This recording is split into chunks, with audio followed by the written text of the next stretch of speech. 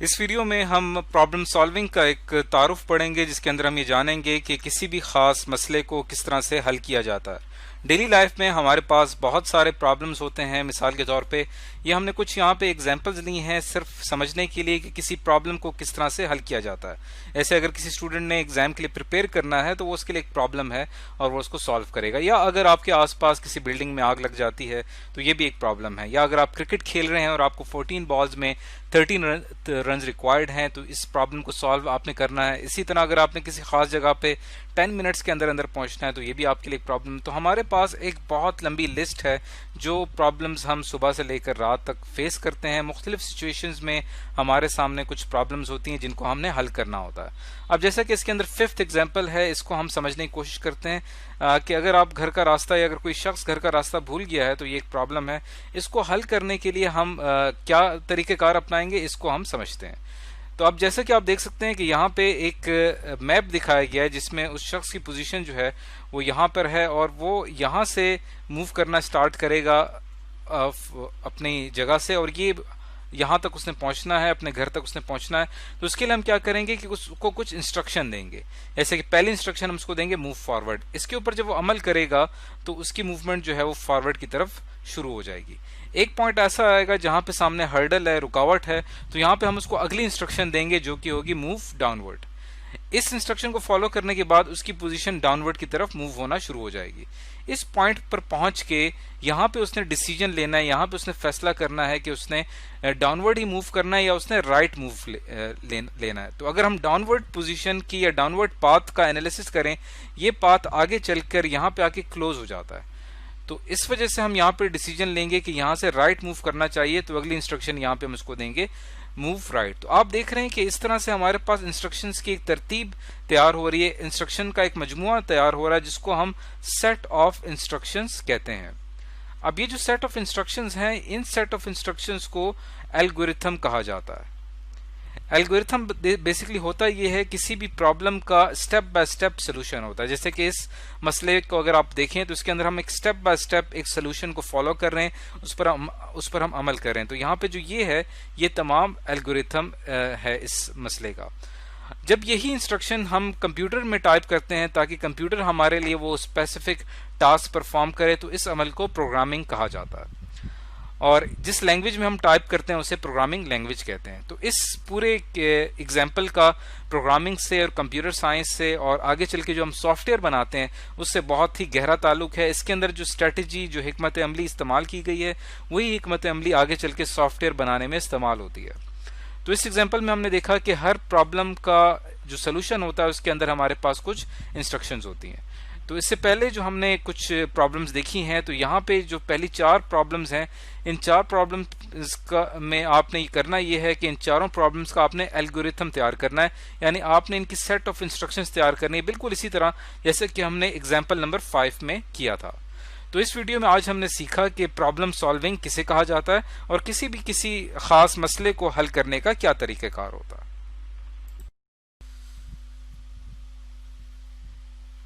इस वीडियो में हम प्रॉब्लम सॉल्विंग मेथड देखेंगे कि किसी भी ख़ास मसले को किस तरह से हल किया जाता है। उसके लिए हमारे पास लेट सपोज एक स्कूल मैनेजमेंट सिस्टम अगर हम बना रहे हैं, तो ये दरअसल क्या है, ये हमारे लिए एक प्रॉब्लम है और इस प्रॉब्लम को हल करने के लिए हमें क्या करना पड़ेगा। इस प्रॉब्लम को हल करने के लिए हमारे पास कुछ स्टेप्स हैं, एक प्रोसीजर है, एक तरीक़ेकार है जिसके ज़रिए हम इस मसले को हल करेंगे।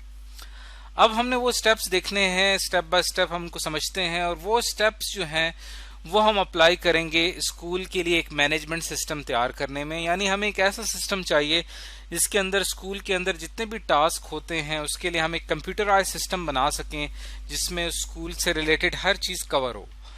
तो ये हमारे पास कुछ स्टेप्स हैं। पहला स्टेप जो इसके अंदर है उसे प्रॉब्लम आइडेंटिफिकेशन कहते हैं।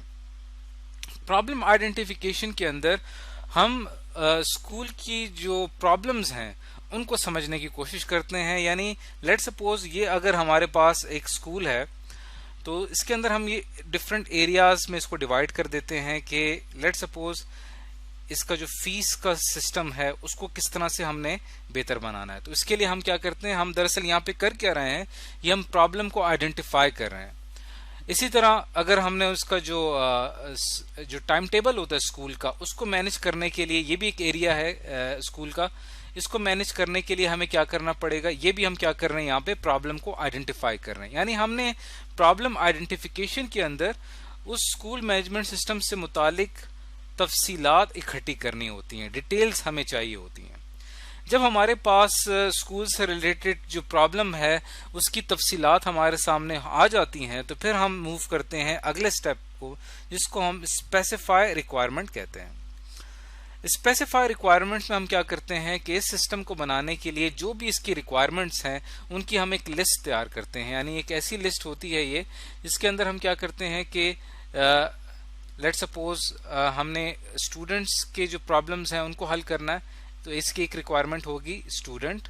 इसी तरह इसकी एक और रिक्वायरमेंट होगी जो इसका एडमिन है या एडमिन सेक्शन है। इसी तरह जो टीचर्स हैं, तो हम क्या करते हैं इसके अंदर रिक्वायरमेंट गैदरिंग करते हैं, यानी इस सिस्टम को बनाने के लिए हमें क्या क्या रिक्वायर्ड होगा।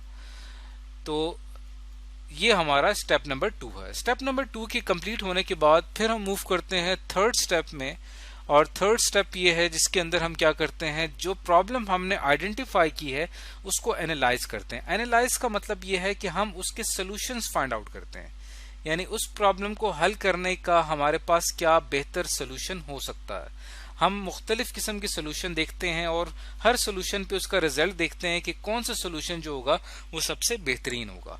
और इसके अंदर हम ये करते हैं थर्ड स्टेप में, उस स्कूल से रिलेटेड जितना भी डाटा है, यानी टोटल नंबर ऑफ स्टूडेंट्स कितने हैं, टीचर्स कितने हैं, और उसके अंदर टोटल नंबर ऑफ क्लासेस कितने हैं, सब्जेक्ट्स कितने हैं, किस टाइप का स्कूल है, ये तमाम हम एनालिसिस करते हैं थर्ड फेज में। तो पहले जो थर्ड इसके स्टेप्स हैं, इसके अंदर इसका फायदा हमें ये होता है कि प्रॉब्लम हमें समझ में आ जाती है और उस प्रॉब्लम का जो सोल्यूशन है वो हमारे सामने आ जाता है। अब ये बात आ जाती है कि अब हमने उस सोल्यूशन को इम्प्लीमेंट कैसे करना है, उसको हमने लॉन्च कैसे करना है। तो उसके लिए हम आते हैं स्टेप नंबर 4 पे। स्टेप नंबर 4 में हम क्या करते हैं कि उस सोल्यूशन का एक एल्गोरिथम डिजाइन करते हैं। एल्गोरिथम के मुतालिक हमने ये पढ़ा था कि एल्गोरिथम दरअसल हमारे पास एक स्टेप बाय स्टेप प्रोसेस होता है, जिसके अंदर उस सोल्यूशन को बताया जाता है कि वो सोल्यूशन कैसे इम्प्लीमेंट होगा। एल्गोरिथम बनाते हैं और इसके अलावा हम उस एल्गोरिथम को कन्वर्ट करते हैं फ्लो चार्ट में। फ्लो चार्ट जो होता है वो दरअसल उस एल्गोरिथम की ग्राफिकल रिप्रेजेंटेशन होती है। मिसाल के तौर पे जैसे कि आप यहाँ पे इस डायग्राम में अगर आप देखें तो यहाँ पे उस स्कूल का एक फ्लो चार्ट दिखाया गया है, जिसके अंदर आप देखें कि जितनी भी उसकी वर्किंग है स्कूल मैनेजमेंट सिस्टम की, उसको एक डायग्राम के जरिए शो किया गया है। इसके अंदर स्कूल में जितने भी सेक्शंस हैं, एडमिन का, स्टाफ का, स्टूडेंट का, उसमें जो एडमिशन प्रोसेस होता है, इसी तरह लॉगिन प्रोसेस जो है, वो तमाम एक्टिविटीज को एरोज के जरिए शो किया गया है। यानी इस डिजाइन से हमें ये बात समझ में आ जाती है कि हमारा सिस्टम जो हमने इसका सोल्यूशन तैयार किया है वो दरअसल काम कैसे करेगा। फोर्थ स्टेप के बाद फिर हम क्या करते हैं कि फिफ्थ स्टेप में आते हैं। फिफ्थ स्टेप जिसको हम राइट अ प्रोग्राम, यानी अब हमने क्या करना है कि इस प्रोग्राम, इस फ्लो चार्ट को जो हम फ्लो चार्ट बना चुके हैं, अब हमने इसकी कोडिंग करनी है, यानी हमने इसका कोड लिखना है। उसके लिए हम क्या करते हैं कि एक उसके लिए कंप्यूटर प्रोग्राम बनाते हैं। उसके लिए हमें ज़रूरत पड़ती है प्रोग्रामिंग लैंग्वेज की, टूल्स की, और हमें ज़रूरत पड़ती है एक टीम की जो कि उस प्रोजेक्ट के ऊपर काम कर सके। तो यहाँ पे हम किसी भी प्रोग्रामिंग लैंग्वेज लाइक सी, C++ इसका इस्तेमाल करते हुए इसके जितने भी कंपोनेंट्स हैं इस स्कूल मैनेजमेंट सिस्टम के, उसके लिए हम क्या करते हैं कि एक कंप्यूटर प्रोग्राम बनाते हैं जिसके अंदर तमाम जो वर्किंग होती है उसके अंदर प्रोग्रामिंग इस्तेमाल होती है। यानी यहाँ पे इस फिफ्थ फेज में आके हम सक्सेसफुल हो जाते हैं एक सॉफ्टवेयर बनाने में। यानी फाइनली हम एक ऐसा सॉफ्टवेयर तैयार कर लेते हैं जो कि हमारे इस सिस्टम को ऑपरेट करेगा और इस सिस्टम को चलाएगा। जब हमारे पास एक सॉफ्टवेयर तैयार हो जाता है इस फिफ्थ स्टेप के बाद, तब बहुत ज़रूरी होता है सिक्स्थ स्टेप, जिसके अंदर हम क्या करते हैं, अपने सॉफ्टवेयर की टेस्टिंग करते हैं। यानी क्या हमारा सॉफ्टवेयर जो है, जो हमने रिक्वायरमेंट्स डिफाइन की थी, उनके मुताबिक अमल कर रहा है या वो उनके मुताबिक अमल नहीं कर रहा। इसको हम टेस्टिंग कहते हैं या हम उसको डीबग कहते हैं। डीबग का मतलब, बग का मतलब होता है एरर यानी कोई गलती। डीबग का मतलब होता है यानी उस सॉफ्टवेयर में या उस कंप्यूटर प्रोग्राम में अगर कहीं पे कोई गलती है या कोई एरर है उसको रिमूव किया जाए। उसके बाद जो लास्ट स्टेप है इसका वो ये है कि हम जब अपने प्रोग्राम की टेस्टिंग कर लेते हैं, उसकी डिबगिंग कर लेते हैं, अब हमारा सॉफ्टवेयर इस काबिल होता है कि उसको यूज किया जा सके यानी उसको लॉन्च किया जा सके।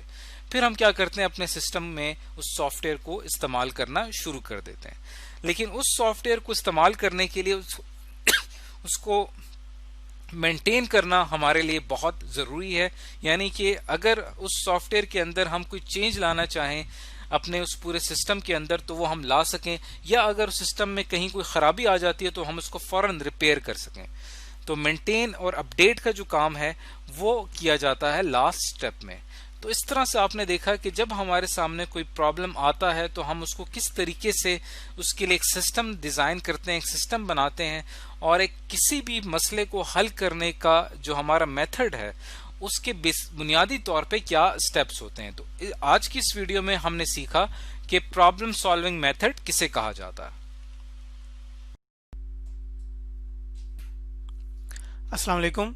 इस वीडियो में हम टाइप्स ऑफ एरर यानी प्रोग्रामिंग के अंदर जो एरर होते हैं उसकी एक एग्जाम पढ़ेंगे जिसको हम सिंटैक्स एरर कहते हैं।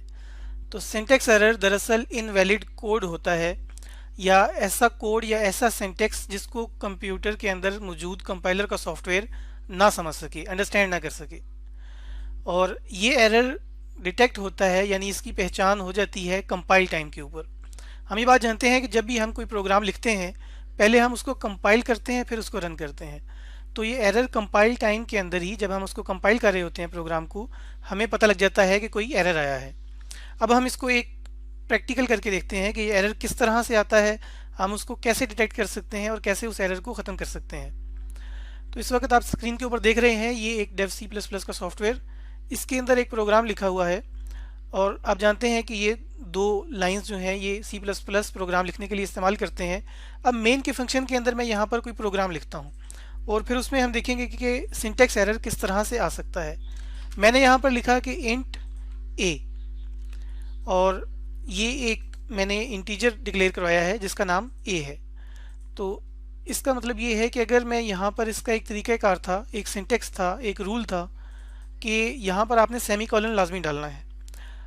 अगर मैं इसको प्रोग्राम को ऐसे ही चलाऊं यानी कंपाइल करूं तो ये कंपाइल हो जाएगा और इसने कोई एरर यहाँ पर शो नहीं किया। यहाँ पर आप देख रहे हैं कि इस वक्त कंपाइल लॉग का बटन जो है वो आपके सामने नज़र आ रहा है। तो इस कंपाइल लॉग के बटन के नीचे ये जो विंडो नज़र आ रही है इसको हम आउटपुट विंडो कहते हैं। और कंपाइल एरर जो होता है यानी कंपाइलर इसको कंपाइल करने के बाद जो भी एरर देता है वो इस आउटपुट विंडो के ऊपर ही नज़र आता है। यानी तमाम सिंटैक्स एरर आपको इस विंडो के ऊपर नज़र आ जाएंगे अगर मौजूद होते हैं। लेकिन अगर आप देखें कि ये एक सिंपल पीस ऑफ कोड है, इसमें अगर मैं एक छोटी सी गलती करता हूँ कि मैं इसके आखिर में सेमी कॉलन नहीं डालता और अब अगर मैं इसको कंपाइल करूँ तो आप देख सकते हैं कि यहाँ पर इसने एक एरर दे दिया है और ये बताया है कि यहाँ पर कोई चीज़ मिसिंग है। तो वो दरअसल हमारा सेमी कॉलन मिसिंग है। अगर हम उसको यहाँ पर टाइप कर देते हैं तो ये एरर ख़त्म हो जाएगा। इसी तरह से अगर हम इस प्रोग्राम को थोड़ा सा बड़ा करें और इसको इस्तेमाल करते हैं दो नंबर्स को ऐड करने के लिए, तो मैं यहाँ पर एक इंटीजर a के नाम से, दूसरा इंटीजर b के नाम से और तीसरा इंटीजर c के नाम से बना लेता हूँ। उसके बाद मैं a के अंदर कोई वैल्यू डाल देता हूँ या इसको असाइन कर देता हूँ, मिसाल के तौर पर 3। इसके बाद मैं दूसरे वेरिएबल यानी कि जो b है उसके अंदर मैं कोई दूसरी वैल्यू डाल देता हूँ यानी कि 5। फिर उसके बाद अब मैं इन दो वैल्यूज़ को अगर ऐड करूँ और उसको c के अंदर सेव करवाऊँ तो मैं लिखूँगा कि c is equal to a plus B और उसके बाद सेमीकॉलन। और अगर इसका रिजल्ट मैं अपने कंप्यूटर की स्क्रीन के ऊपर शो करवाना चाहता हूँ तो मैं लिखूँगा सी आउट c। तो अब ये एक मुकम्मल प्रोग्राम बन गया है जो कि मुझे दो नंबर्स को ऐड करके दे देगा, यानी कि 3 और 5 को ऐड करके देगा। अब अगर मैं इसको रन करता हूँ तो एग्जीक्यूट करके मैं इसको कंपाइल करूँगा और आप देख सकते हैं कि कंपाइल लॉग यानी आउटपुट विंडो के अंदर कोई भी एरर शो नहीं हुआ। तो अब इस प्रोग्राम को रन किया जा सकता है। तो जैसे ही मैं रन के ऊपर क्लिक करता हूँ तो इसका जो रिज़ल्ट है यानी दो नंबर्स को ऐड करने के बाद 3 और 5 को, इसका रिजल्ट 8 आपकी स्क्रीन के ऊपर डिस्प्ले हो रहा है। लेकिन अगर यहाँ पर कोई भी सिंटैक्स एरर की गलती कर दी जाए, जैसे कि आप यहाँ पर देख सकते हैं कि सी आउट एक ख़ास कीवर्ड है जो कि हमें कंप्यूटर को देना पड़ता है ताकि वो कोई चीज़ डिस्प्ले करवाए कंप्यूटर की स्क्रीन के ऊपर। तो अगर मैं यहाँ पर सी आउट की जगह पर कुछ और लिख देता हूँ, जैसे कि सी आउट के आगे से टी हटा देता हूँ मिसाल के तौर पे, तो इसका मतलब है कि मैंने एक इनवैलिड कोड दे दिया है कंप्यूटर को। तो अब अगर मैं दोबारा इस प्रोग्राम को एग्जीक्यूट के बाद कंपाइल करने की कोशिश करूँगा तो ये यहाँ पे एरर दे देगा कि आपने यहाँ पर सही कीवर्ड इस्तेमाल नहीं किया। जैसे कि आप देख सकते हैं कि यहाँ पर ये एक एरर लिखा हुआ नज़र आ रहा है कि COU was not declared in this scope, यानी जब तक आप यहाँ पर सी आउट नहीं लिखेंगे ये कोड या कीवर्ड ठीक नहीं होगा, या इसका मतलब ये है कि कंपाइलर इसको कंपाइल नहीं कर सकेगा। तो कंपाइलर ने इसको कंपाइल टाइम के ऊपर ही डिटेक्ट कर लिया है कि ये एक एरर है, और हमने देखा कि हमने इस एरर को किस तरह से डिटेक्ट किया है और इसको किस तरह से ठीक किया है। तो जब तक आप इस एरर को ठीक नहीं कर लेते तब तक आप इस प्रोग्राम को रन नहीं कर सकते। फिर इसी तरह से अगर मैं एक और कोई यहाँ पर मिस्टेक करता हूँ कि अगर मैं INT की जगह पर यहाँ पर कंप्लीट इंटीजर लिख देता हूँ, और फिर अगर मैं यहाँ पर इसको एग्जीक्यूट के अंदर कंपाइल करता हूँ तो मैं देखता हूँ कि दोबारा यहाँ पर इसने एक एरर दे दिया है। और इस एरर के अंदर आप देख सकते हैं कि इंटीजर लिखने के बाद ABCD के अंदर एरर आ गया है कि उसको ये नहीं पता कि ये क्या चीज़ें हैं। तो इसका मतलब है कि इसका जो ख़ास कीवर्ड है यानी INT ही लिखना पड़ेगा अगर मैंने कुछ इंटीजर्स को डिक्लेयर करवाना है, या मैंने बताना है कि मैं 3 इंटीजर यहाँ पर इस्तेमाल कर रहा हूँ जिनका नाम ABC होगा और उसके अंदर मैं कोई वैल्यूज़ डालूँगा। तो इस तरह से एरर आता है और उस एरर को हम सिंटैक्स एरर को हम रिमूव भी कर सकते हैं। तो स्टूडेंट्स, इस लेक्चर में हमने ये समझा है कि सिंटैक्स एरर क्या होता है और कैसे हम उसको डिटेक्ट करते हैं, या हमारा कंपाइलर उसको कैसे डिटेक्ट करता है और हम उसको ठीक कैसे कर सकते हैं।